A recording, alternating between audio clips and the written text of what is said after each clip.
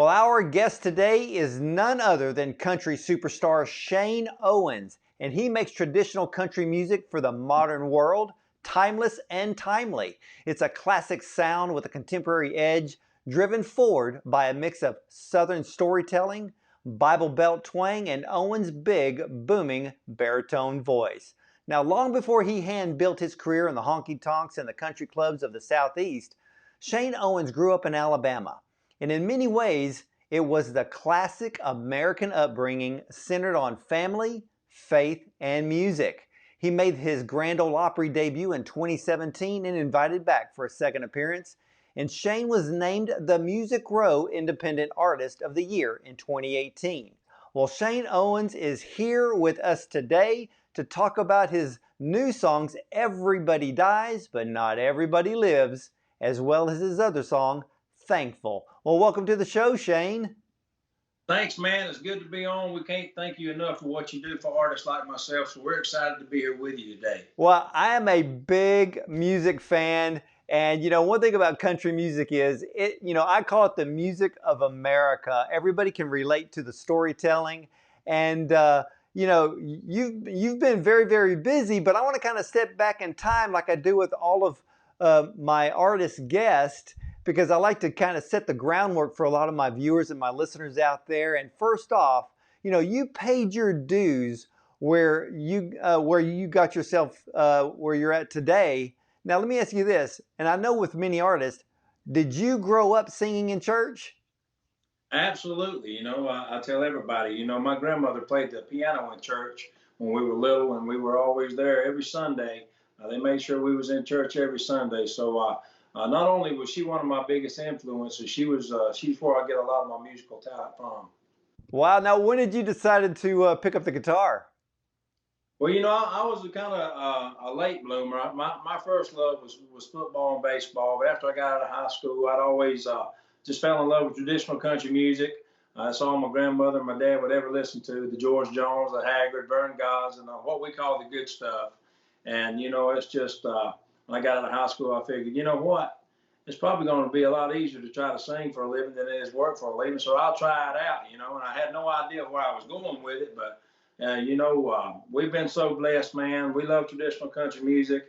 And if you ever heard a Shane Owens record, you can hear some of my greatest influences like Randy Travis and Keith Whitley and Alan Jackson, George Strait, and all of my heroes growing up, So we've been blessed to do what we do, and we love traditional country music. Well, let me ask you this, because I know, and I have read, where country music journalist Robert K. Orman said that when people listen to the new country and then they hear you, they're introduced to real country music. How did that make you feel? Oh, man, it's just coming from somebody like Robert K. He's one of the biggest country music historians in the world. Dave and I, we were gracious enough to have an invite to his home. He's got the world's second largest vinyl collection in the United States. And it's just unbelievable. He's a great friend. What a pioneer for country music he's been. And to have people like Robert Kay and Randy Travis and John Anderson and all these guys I looked up to, and all the traditional country music legends out there believing in what we're doing today, it's an awesome feeling. Well, I'm a big Randy Travis fan. And when his song came out, Forever and Ever Amen, it really brought traditional country music back to country radio. And not only that, it really grabbed a whole new audience and a whole new fan base that really loves that sound. And you named a lot of great people. Alan Jackson, oh my gosh, big fan of Alan Jackson. The list goes on. And all of these guys have just really set the groundwork for this traditional country music. Of course, we've seen this huge change into country right now. There's, what they call bro country. Some people love it, some people don't. But I still think too that a lot of the, some of the females out there are still bringing forth traditional country music. But I want to ask you a question about Randy Travis, because Randy Travis was there with you at the Opry for your debut. What did that mean to you?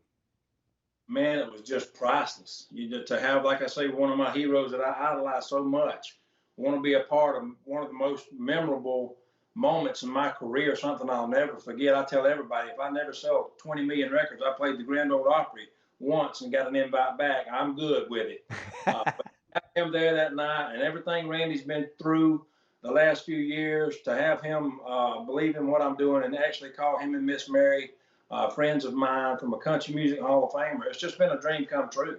Well, what was it like for you to stand on the Grand Ole Opry stage for the very first time, looking out amongst that whole crowd who can't wait to hear you sing? Well, man, it was awesome that night. It was a packed house. It was sold out.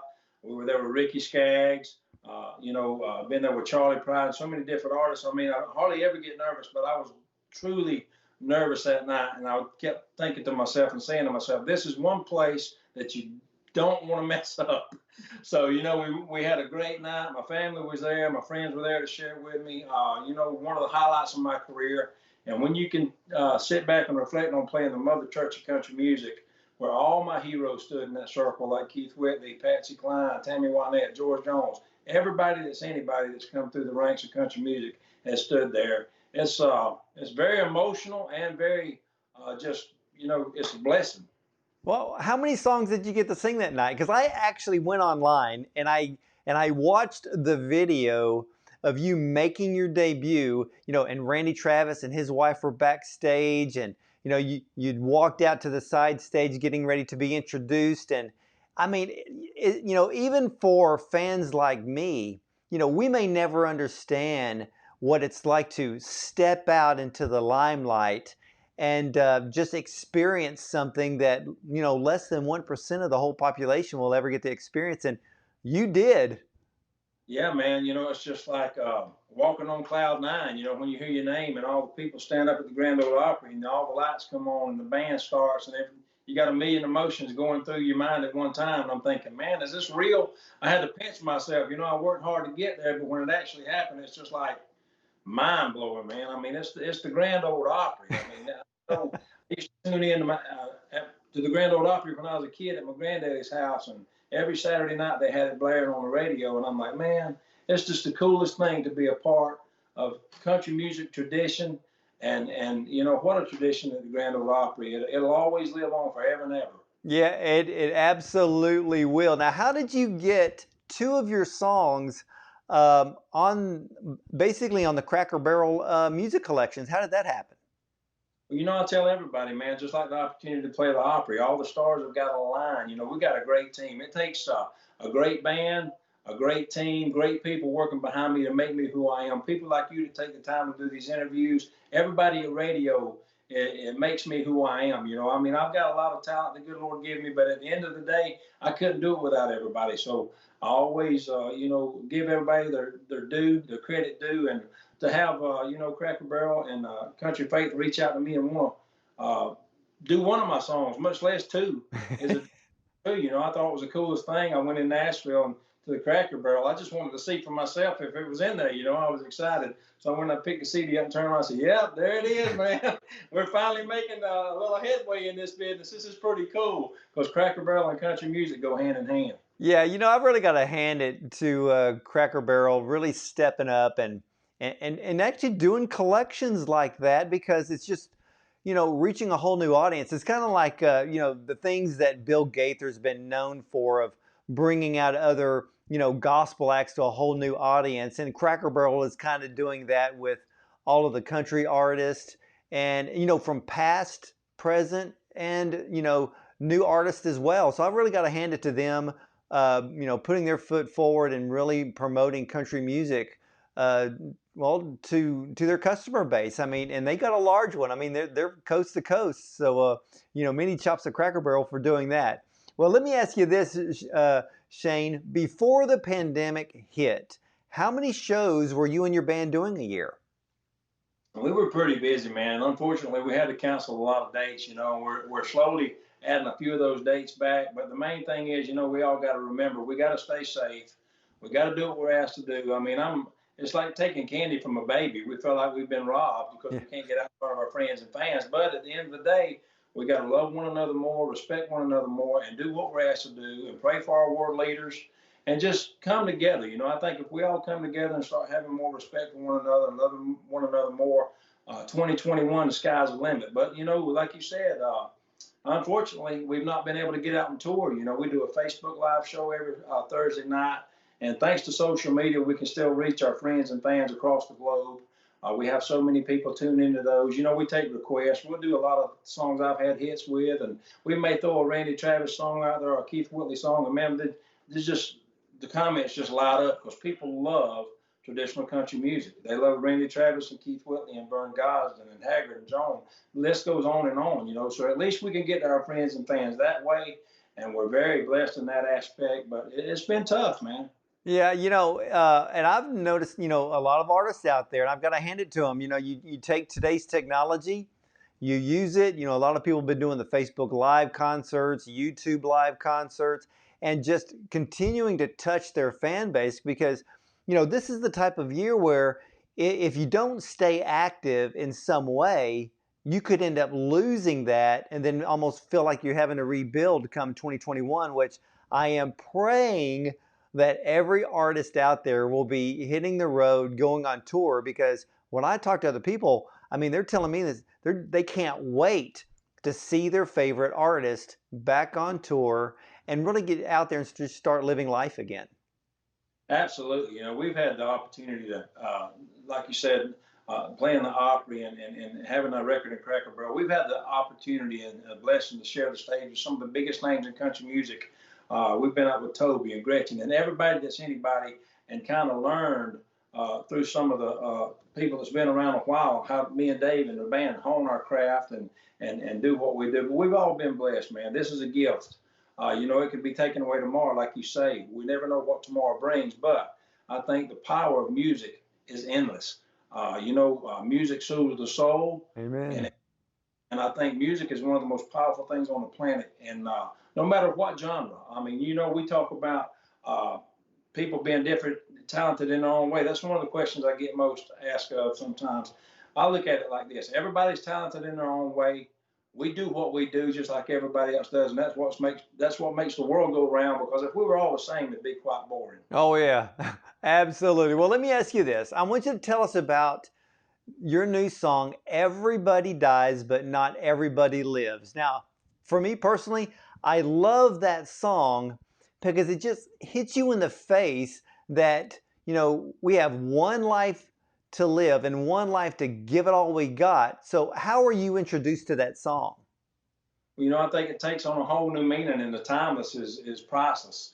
We've sadly lost a lot of lives this COVID-19, and we'll continue to lose lives sadly this COVID-19. But even before COVID-19 hit, we can't be afraid to go out and live, and not be afraid to go out and do what you want to do and live the dream. You know, I tell a lot of young artists coming up that ask me, "How do you get in the business?" I said, "Look, it's a lot different now. It's a lot tougher than it used to be. Do it because you love it and be appreciative." And thank everybody that you can thank, and just be good people, man. It costs a dime to be nice to anybody. That's right. We need a lot more of that in our world right now, and I think it's going to be a better place. But it's just everything up to this point, man. We've been blessed, and we don't take anything for granted because right now we're all going through a tough time. And like I said, it's like taking candy from a baby. It's I'm itching, man. I'm ready to go. Well, how did you come across the song Everybody Dies But Not Everybody Lives? Well, that's another thing, man. We've been so blessed in that aspect. I've got some of the biggest country writers in Nashville sending us material on a weekly basis, and we've got a pile of songs. We went through 300 songs to get 12 for this album, and every one of them had hit potential. David's a great writer. He's in the band. He plays bass in the band with acoustic on stuff like this, and just surrounded by great people, man. Multi-talented people that I have to pinch myself. Look, I'm hanging out with the best.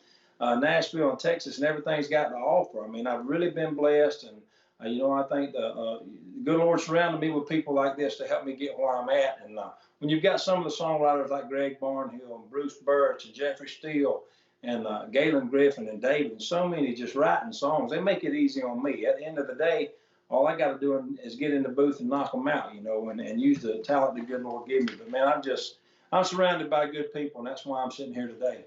Well, before the pandemic hit, That was a really popular song with your fan base. What was that a very highly requested song?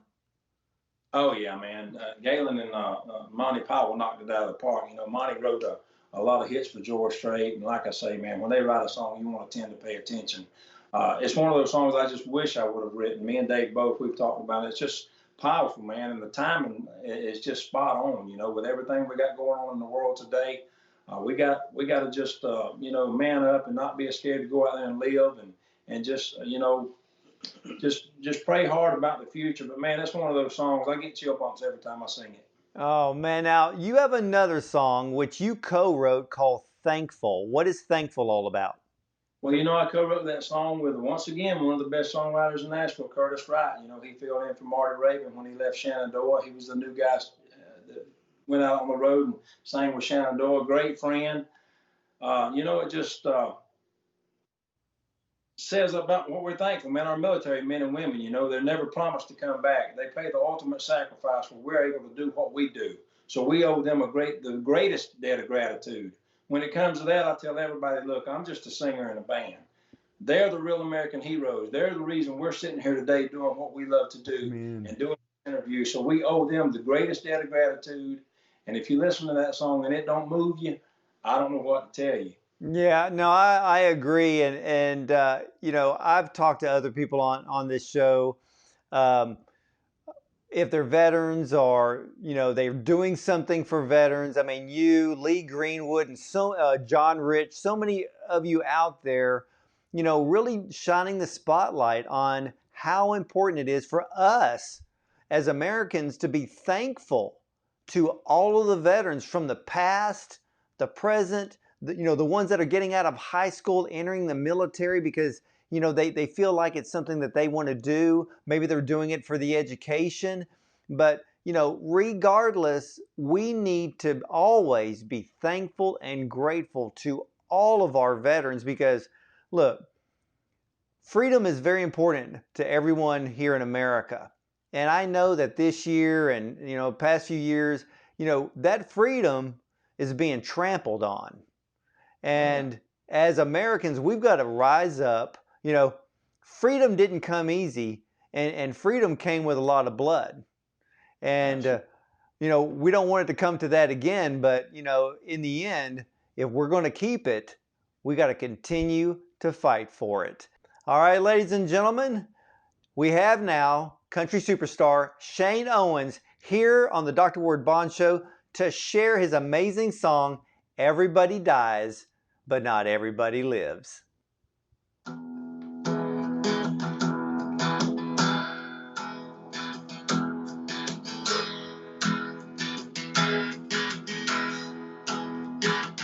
People see the sunrise, just another day.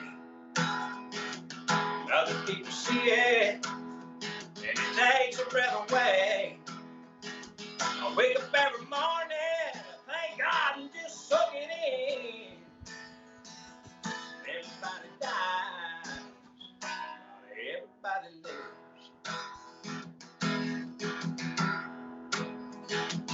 People see the forest, some people see the tree.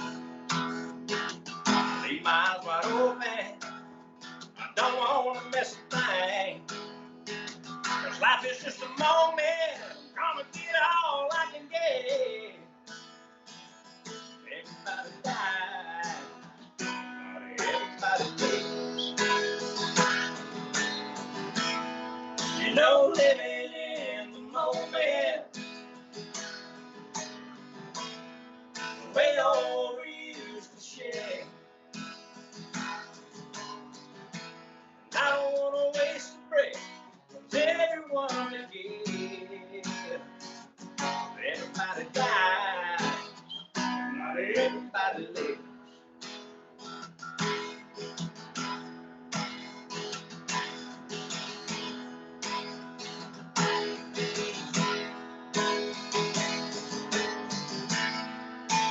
Living in the moment,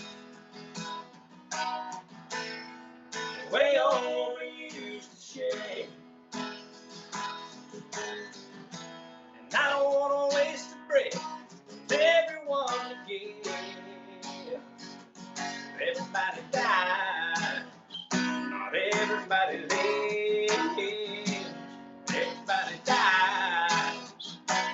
everybody lives.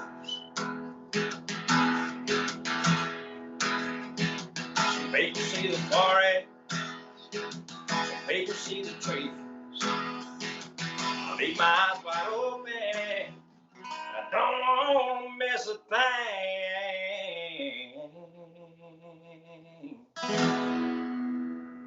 All right. Well, ladies and gentlemen, not only were we blessed by Shane Owens and Dave with Everybody Dies, but Not Everybody Lives, now Shane is going to share with us his song 19, which is also veteran related. So here it is, 19.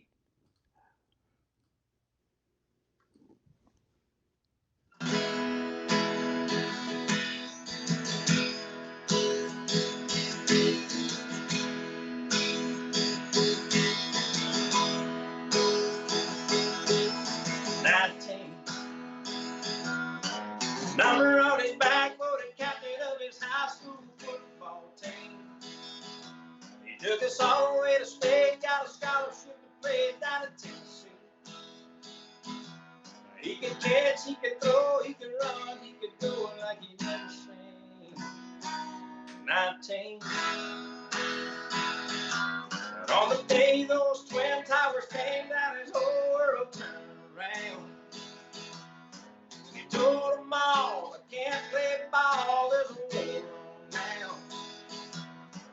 Marched right in with a few good men and joined the Marines at 19. Now he's a boy next door. He used to carry your bags at the grocery store. He's somebody's son in a hole with a gun in a foreign land. I'm a hole under his American dream. 19. There's a sniper out there in the dark somewhere and a soldier's down. And we need someone who can duck and run and get him out somehow. Won't one good man raise his hand and take one for the team? How about you, 19? He's the boy next door. He used to carry your bags at the grocery store. He's somebody's son in a hole with a gun in a foreign land. Trying to hold on to his American dream. 19.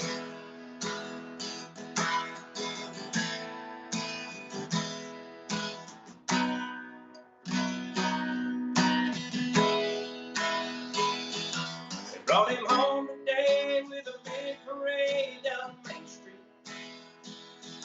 He got a Purple Heart and a Silver Star, so he can't speak.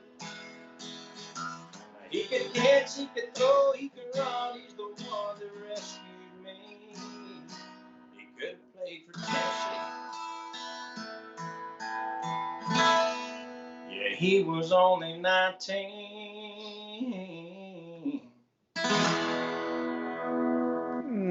Wow, that is an amazing song, Shane. Wow. Man, you know, wow. Have so many great songs. You want to do them all, and there's just not enough time sometimes to do them all. We could sit here and play for you all day, man. Oh, well, you know what? I appreciate that. And, I got to give a salute to all of my viewers and listeners that are veterans. Again, we want to thank you for your service. And it doesn't have to be Veterans Day for us to give you thanks. We got to give you thanks every day, because every day we wake up, we are free in the United States of America, and we're going to fight to make sure that never ends here in this country. Shane, wow. I want to thank you for an amazing time, an amazing interview, and I want to thank also Dave for being there with you to bring us forth two amazing songs. And ladies and gentlemen, when the touring resumes coming 2021, when Shane Owens comes to your town, you go see him. I mean, it is faith, family, and America, and nothing but great traditional country music. So, Shane, again, thank you so much for being on the show. And man, I got to have you back. It's just too much fun having you around. Listen, man, next time we'll stay all day. I want to say God bless you. Thank you for your time and what you do for country artists like me, and God bless country music. Hey, amen to that. And ladies and gentlemen, you got to stick around. I'll be right back after this.